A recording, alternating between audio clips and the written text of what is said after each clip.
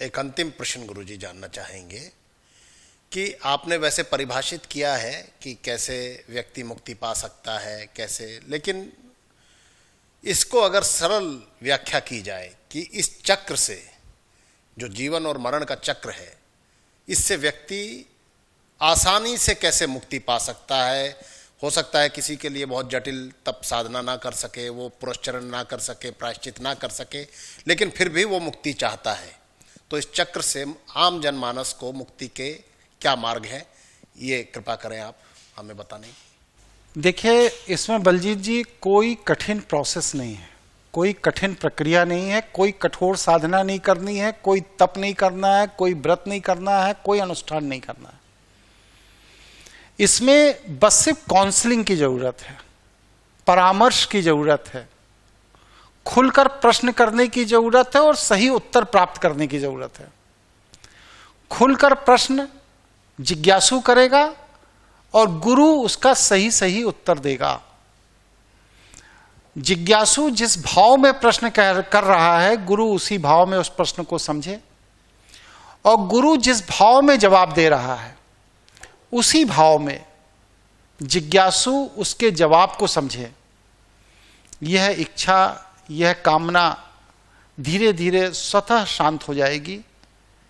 योग्य गुरु की काउंसलिंग के द्वारा, परामर्श के द्वारा, उससे डिस्कशन करके आप अपनी अनअपेक्षित कामनाओं को शांत कर सकते हैं। और जब आपकी अनअपेक्षित कामनाएं शांत होंगी तो आप धीरे धीरे स्वतः ईश्वर की तरफ मुड़ जाएंगे।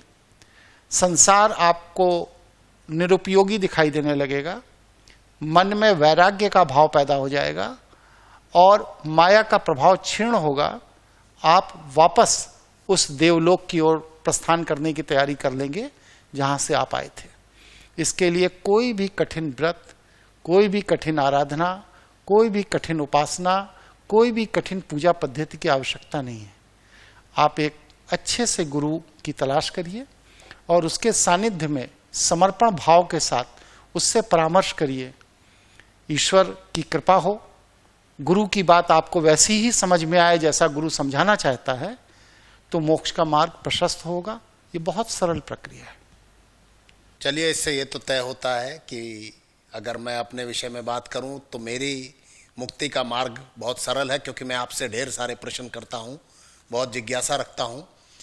तो आशा है आप लोग भी एक इस प्रक्रिया का पालन करेंगे, अपने जीवन को सहज करेंगे और माया के प्रभाव को अगर बिल्कुल समाप्त ना कर सके तो क्षीण अवश्य कर लेंगे।